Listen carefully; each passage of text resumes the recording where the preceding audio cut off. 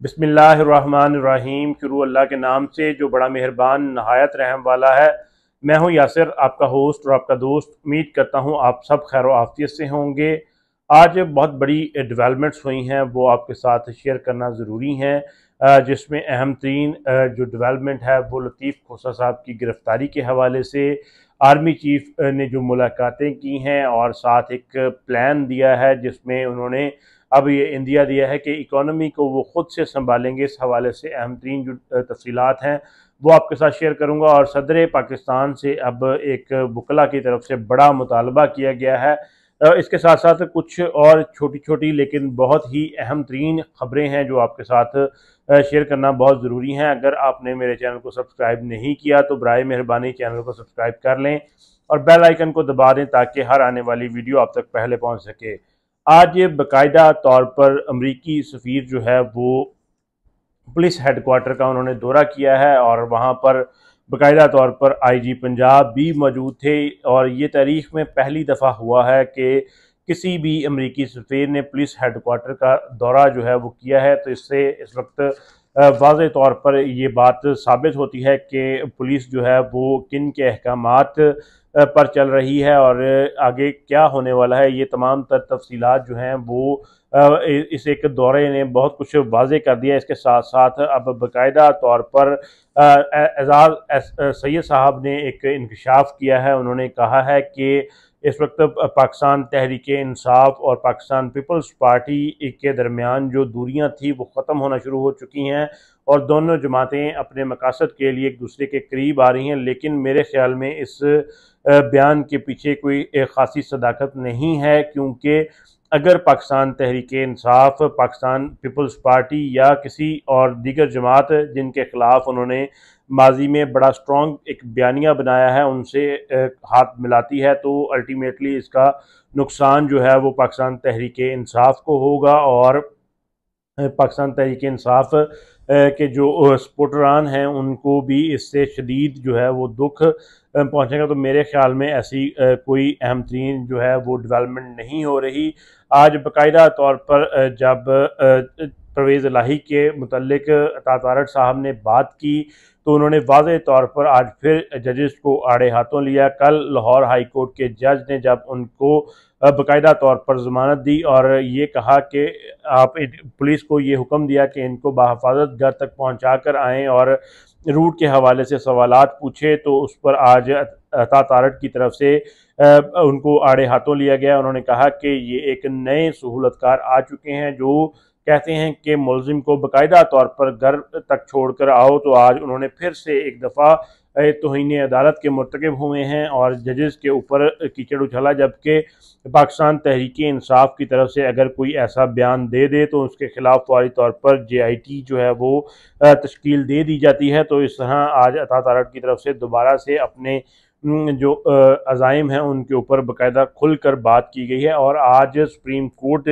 में बाकायदा तौर पर नैब तरामीम के हवाले से जो केस चल रहा था उस पर समाअत हुई और इस पर जज जो हैं उमर अताब बंदयाल साहब, उन्होंने पहले भी कहा था कि मैं इस फैसले इस मुकदमे पर फैसला देकर जाऊंगा। तो आज बाकायदा तौर पर उन्होंने फैसला महफूज कर लिया है और कहा है कि जल्द जो है वो फैसला सुनाया जाएगा। तो इस तरह मुमकिन तौर पर ये फैसला अब 16 सितंबर से पहले सुना दिया जाएगा, क्योंकि उमर अताब बंदयाल साहब 16 तारीख को जो है वो रिटायर हो जाएंगे। तो आज उन्होंने इस पर फैसला जो है वो महफूज कर लिया है। तो ये बहुत जो है अहमियत का हामिल फैसला होगा। देखना ये होगा कि ये फैसला क्या आता है। अगर इन तरामीम को रिजेक्ट कर दिया जाता है और या रिवर्स कर दिया जाता है या इनके रेट्रोस्पेक्टिव इफेक्ट को जो है वो ख़त्म कर दिया जाता है, तो जितने लोगों ने नैब तरामीम के तहत NRO लिया था वो दोबारा से कानून के शिकंजे में जो है वो दोबारा से आ जाएंगे। इस वक्त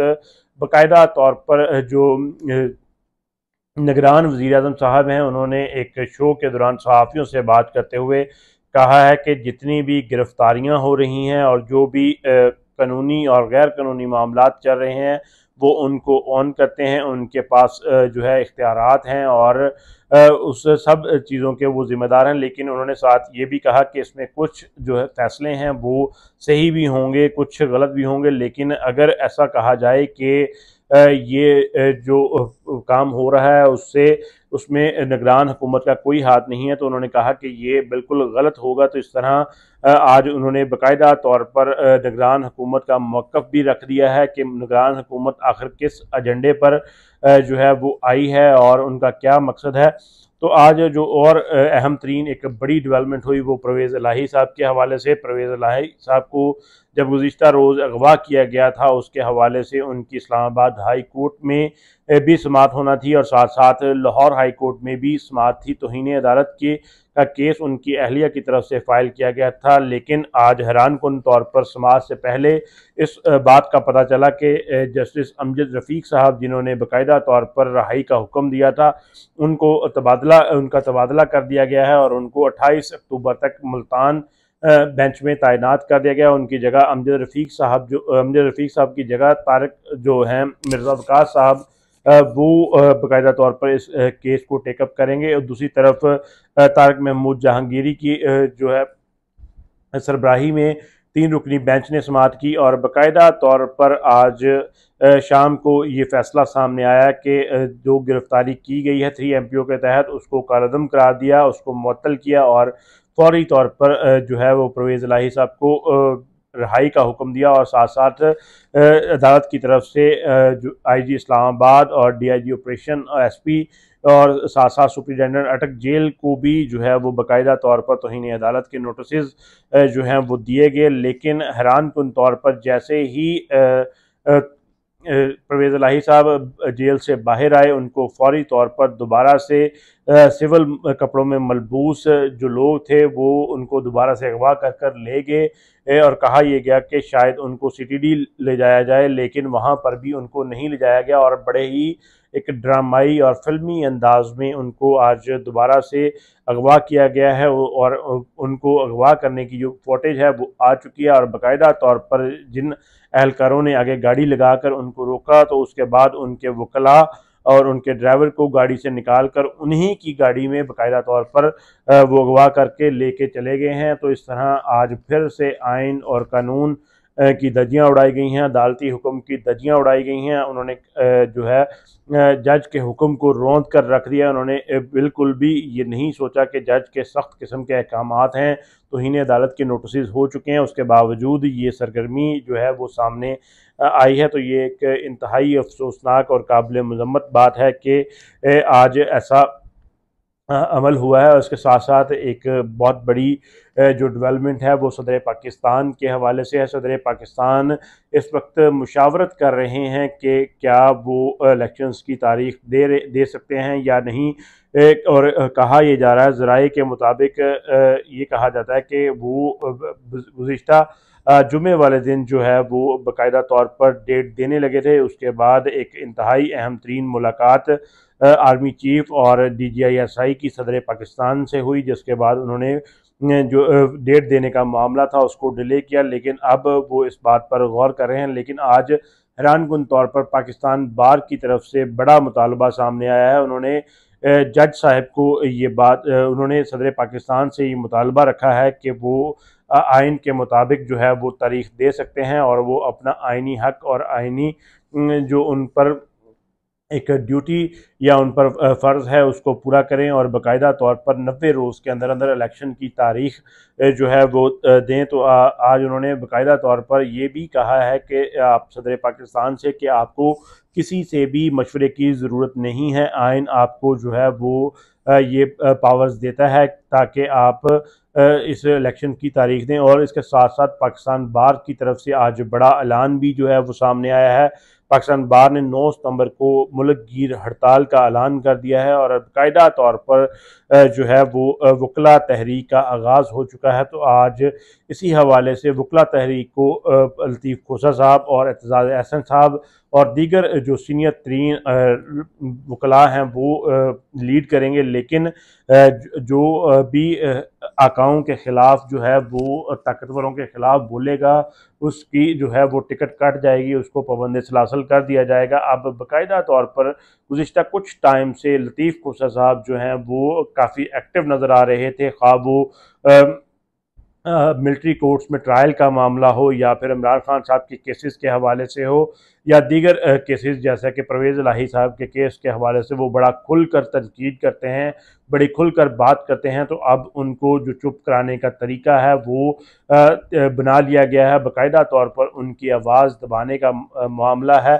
और कहा यह जा रहा है कि आने वाले 1 से 2 रोज़ के अंदर अंदर बाकायदा तौर पर FIA जो है वो लतीफ़ खुसा साहब को गिरफ़्तार कर लेगी। इसके पीछे जो वजह बताई जा रही है, ये कहा जा रहा है कि जब वो गवर्नर थे तो वहाँ उन गवर्नर जब थे उन्होंने उस दौरान करप्शंस की थी, उनके के ऊपर करप्शन के स्कैंडल्स हैं जिसकी बुनियाद पर उनको बाकायदा तौर पर FIA अब गिरफ़्तार करने के लिए तैयार बैठी है। तो इस तरह ये एक बहुत बड़ी डेवलपमेंट होगी, ये वकला तहरीक को मज़ीद जो है वो इश्तियाल देगी और वकला तहरीक इससे मज़ीद तूल पकड़ेगी, क्योंकि वो एक इस वक्त बहुत ही क्रेडिबल और नामवर शख्सियत हैं वकला में। और इस तरह अगर उनकी गिरफ़्तारी जो है वो अमल में आती है तो वो इंतहाई काबिल मज़म्मत भी होगी और काबिल अफसोस भी होगी। और इसके साथ साथ जो अहम इस वक्त ख़बरें चल रही हैं वो आर्मी चीफ़ के हवाले से हैं। आर्मी चीफ़ ने 110 के करीब जो बिज़नेस पर्सनैलिटीज़ हैं उनसे मुलाकात की है और बाकायदा तौर पर अब उन मुलाकातों का अहवाल जो है वो सामने आ चुका है, जिसमें जो है एक खुलासा जो है उसका यही है कि अब बाकायदा तौर पर आर्मी चीफ़ जो है वो खुलकर सामने आ चुके हैं और उन्होंने इस बात की ठान ली है कि वो अब पाकिस्तानी इकानमी को सहारा देंगे। अगर चीफ ऑफ आर्मी स्टाफ ने ही ये तमाम तर सरगर्मियाँ करनी हैं तो बेहतर यही होगा कि मुल्क में मार्शल लॉ का ऐलान कर दिया जाए, ताकि लोगों को इल्म भी हो कि इस वक्त मार्शल लॉ है और किस तरह से ज़िंदगी बसर करनी है। जबकि ये खेल तमाशा जो है इसको बंद करना चाहिए। लेकिन आज इसमें अब ये कहा गया है कि चीफ ऑफ आर्मी स्टाफ जो हैं उन्होंने कहा है कि वो टास्क फोर्स बनाएंगे। उसमें जो डॉलर को कंट्रोल करने का मामला भी डिस्कस हुआ, उसके साथ करप्शन के ख़िलाफ़ उन्होंने कहा कि वो अब खमर बस्ता होकर क्रैकडाउन करेंगे और करप्शन के हवाले से अब 770 से ज़ायद लोगों की लिस्टें भी तैयार कर ली गई हैं जिनके ख़िलाफ़ सख्त तरीन क्रैकडाउन जो है वो भी होगा। सोशल मीडिया के लिए भी एक हैंडल करने के लिए भी एक बाकायदा तौर पर टास्क फोर्स बनाई जाएगी। स्मगलिंग के हवाले से उन्होंने कोर कमांडर जो हैं कराची के उनको टास्क दे दिया है कि वहाँ पर स्मगलिंग का जो है तेल ना आए। और इसके साथ साथ उन्होंने ज़राअत के शोबे में भी जो है वो अब कदम रख लिया है और इसके साथ उन्होंने जो कारोबारी शख्सियात हैं उनको इस बात की भी जो है वो यकीन दहानी कराई है कि आने वाले 2 से 5 साल के अंदर अंदर सऊदी अरब 25 अरब डॉलर की जो इन्वेस्टमेंट है वो करेगा। और उन्होंने कहा है कि इस सारी इन्वेस्टमेंट को जो केयर टेक करेगी वो बाकायदा तौर पर GHQ से ये मामला देखे जाएंगे और किसी भी गवर्नमेंट के अदारे को इख्तियार नहीं होगा कि इन इन्वेस्टमेंट्स के अंदर इंटरफेयर कर सके। और साथ साथ उन्होंने कहा है कि सऊदीया को उन्होंने दावत दी है कि वो ज़राअत के अंदर सूबों के साथ मिलकर काम करें, कानकुनी और ऑयल रिफाइनरीज के हवाले से भी जो है वो काम करें। अगर ज़राअत, कानकुनी जो है वो और माइनिंग और इसके साथ साथ ऑयल रिफाइनरीज दीगर जो चीज़ें हैं, अगर इसको आर्मी चीफ और आर्मी ने ही देखना है तो बेहतर यही है कि इसमें मार्शल लॉ जो है वो लगा दिया जाए, क्योंकि बाकी इसके बाद कुछ बचता ही नहीं है दूसरे लोगों के करने के लिए। और आर्मी ने ही अगर ये तमाम तर सरगर्मियाँ करनी हैं तो फिर जो दूसरी गवर्नमेंट बनाई गई है, केयर टेकर गवर्नमेंट बनाई गई है और इलेक्टेड मेंबर्स जो आएंगे उनका क्या फ़ायदा है। उनको लाखों अरबों बल्कि खरबों रुपए की ग्रांट्स तक जाती हैं, तो वो भी मुल्क को जो है इन अखराजात से बचाया जा सकता है और बाकायदा तौर पर मुल्क में जो है वो माशाल्लाह नाफिज कर देना चाहिए। और इसके साथ साथ बाकायदा तौर पर एतजाज़ एहसन साहब की तरफ से भी इंकशाफात हुए हैं। उन्होंने कहा है कि अब चीफ जस्टिस जो हैं वो जाने से पहले पहले 3 बड़ी विकटें जो हैं वो गिरा कर जाएंगे। मुमकिन तौर पर ये बड़ी जो विकटें हैं वो तौहीन अदालत के हवाले से होंगे, जिसमें प्राइम मिनिस्टर जो हैं वो एक्स प्राइम मिनिस्टर शहबाज शरीफ साहब और वज़ारत दाखिला जो राना सनाउल्लाह साहब और वज़ारत ख़ज़ाना और साथ साथ चीफ इलेक्शन कमीशन जो हैं उनके ऊपर तौहीन अदालत के मामलात पर जो है वो फैसला मुमकिन तौर पर आ जाएगा। और दूसरा जो बात मैंने आपसे की कि अब माशाल्लाह का दौर होना चाहिए, क्योंकि तमाम तर सरगर्मियों को इस वक्त आर्मी चीफ देख रहे हैं। तो आज बाकायदा तौर पर कामरान खान साहब की तरफ से भी एक ट्वीट किया गया। उन्होंने कहा कि पाकिस्तानी अवाम इस इंतज़ार में थी कि उनको कोई बेहतर लीडर मिले, और अब बाकायदा तौर पर चीफ ऑफ आर्मी स्टाफ की सूरत में उनको एक बड़ा लीडर मिल चुका है, जिन्होंने अब फ्रंट लाइन पर आकर बाकायदा तौर पर फैसला किया है कि वो इकॉनमी को संभालेंगे। और उन्होंने कहा कि अनवारुल हक काकड़ साहब को लीडर कहना और ये बिल्कुल नामुनासिब बात होगी, और ये बिल्कुल 100% दुरुस्त बात है, क्योंकि जो अनवारुल हक काकड़ साहब हैं उनकी डोरें जो हैं वो बाकायदा ताकतवर हिलाते हैं, और जो वो कहते हैं वैसा ही होता है। और इस वक्त मुल्क में इंतहाई इंतशार की सूरत हाल है और इंतहाई कशीदा हालात पैदा हो चुके हैं। गरीब जो है वो मर रहा है, और आज बाकायदा तौर पर आर्मी चीफ के ऐलान की वजह से स्टॉक एक्सचेंज में भी एक पॉजिटिव रुझान ज़रूर देखा गया, और साथ साथ ओपन मार्केट में डॉलर की कीमत में कमी ज़रूर हुई, लेकिन इंटर बैंक में आज भी डॉलर बाकायदा तौर पर महंगा ज़रूर हुआ है। लेकिन अब मुमकिन तौर पर यह कहा जा रहा है कि शायद आर्मी चीफ इन तमाम तरह हालात को संभालें, लेकिन हमारी यही गुजारिश है कि अगर आप इस चीज़ को संभाल सकते हैं, आप बाकायदा माशाल्लाह लगाना चाहते हैं या इमरजेंसी नाफज करना चाहते हैं, आप कर लें, लेकिन खुदारा पाकिस्तान के हाल पर रहम करें, पाकिस्तान के लिए काम करें, पाकिस्तान को इन हालात से निकालने के लिए काम करें, गरीबों की फलाह के लिए काम करें,